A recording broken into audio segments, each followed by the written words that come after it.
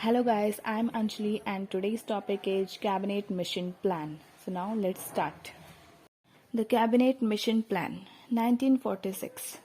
On February 19, 1946, Lord Patrick Lawrence made an important announcement in the House of Lords that a special mission of cabinet ministers consisting of a noble lord himself, the President of the Board of Trade, Sir Stafford Cripps, and the First Lord of the Admiralty, Mr. A.V. Alexander, would go to India to seek, in association with the Victory, an agreement with Indian leaders of the principles and procedure related to the constitutional issues.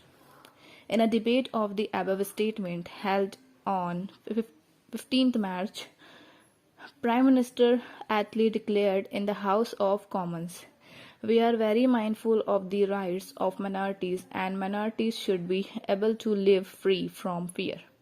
On the other hand, we cannot allow a minority to place a veto on the advance of the majority." The words in italics were taken in India to indicate a change in a traditional policy of the British government towards the Muslim League.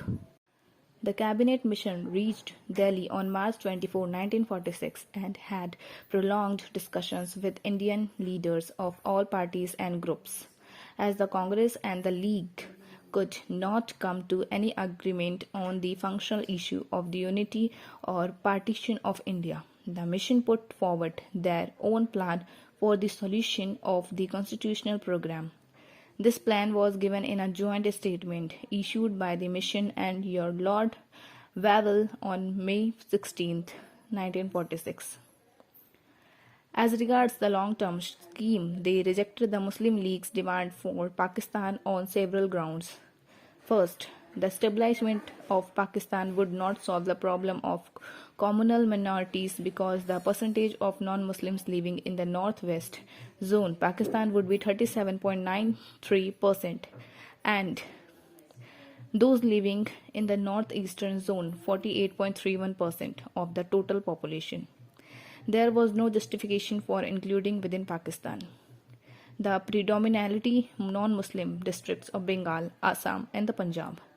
According to them, every argument that could be used in favor of Pakistan could equally be used in favor of the exclusion of the non-Muslim areas from Pakistan. There was no virtue in creating a smaller Pakistan involving a division of the Punjab and Bengal because, according to them, it would be against the wishes and interests of a very large proportion of the inhabitants of these provinces. Second, it would be injurious to disintegrate the transportation as also the postal and telegraph system of India.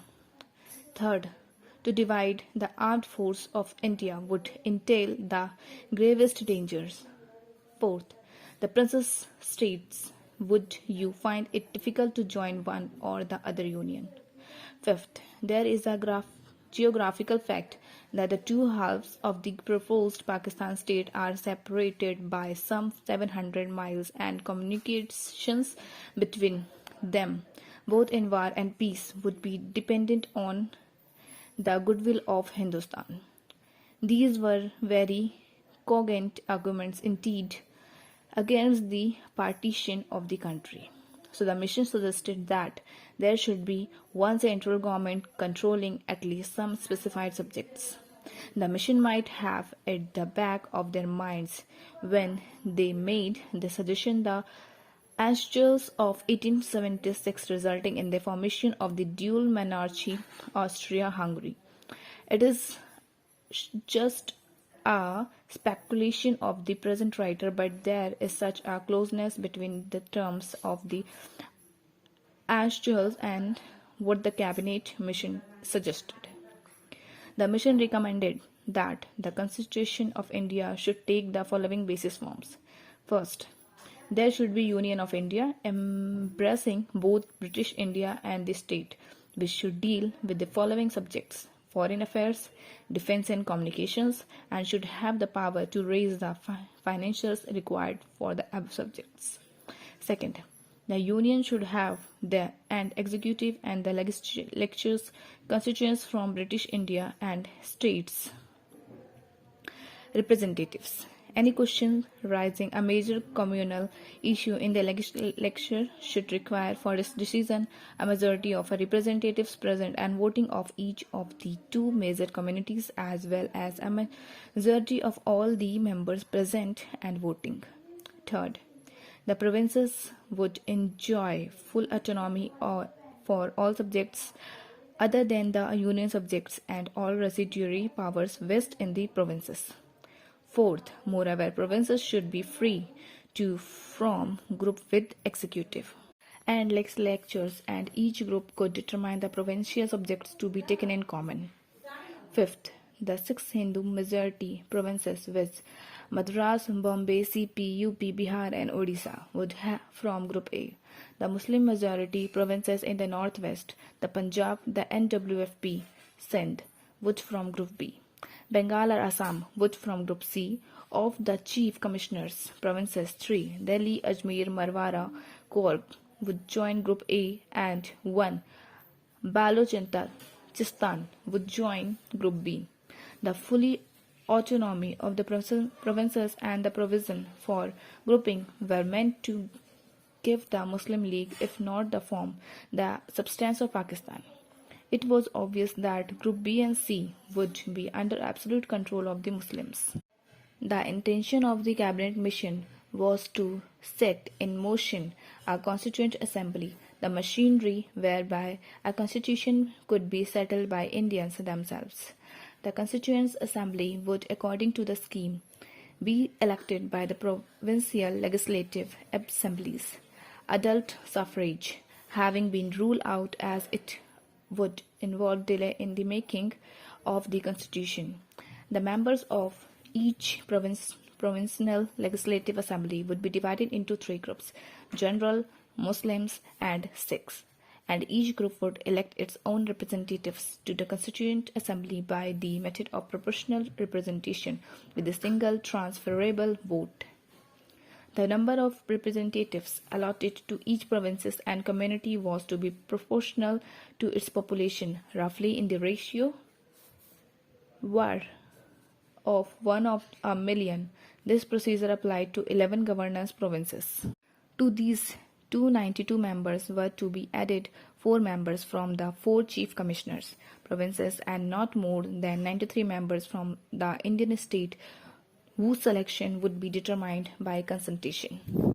The Constituent Assembly, thus formed, would be divided into 3 sections. Section A corresponding to Group A, and so on. Each section would settle the constitution for its own provinces and also decide whether a group constitution should be set up. The 3 sections and the representatives of the state, that is, the entire Constituent Assembly, would jointly settle the Union Constitution. There was to be an advisory committee on the rights of citizens, minorities, and tribal and excluded areas.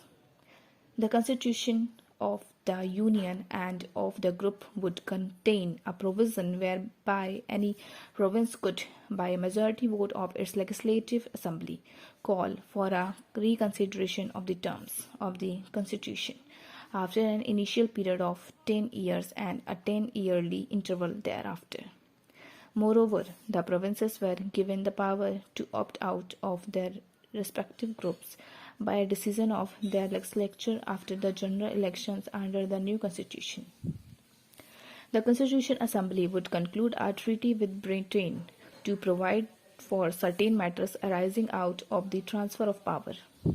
As regards the Indian state, the cabinet mission declared that when the new constitution comes into force, the British government would cease to exercise the power of paramountcy, and that case, all the rights surrendered by the state to the paramount power were to return to them. Political arrangements between the states on the one side and the British Crown and British India on the other will thus be brought to an end. The void will have to be filled either by the states entering into a federal relationship with the successor government. The governments in British India are failing this, entering into particular political arrangements with it or them. The cabinet mission contemplated the setting up of an interim government in which all the portfolios, including that of a war member, were to be held by Indian leaders having the support of the major political parties. Thank you. So guys, अगर video पसंद आई तो please subscribe, comment and share ज़रूर करना.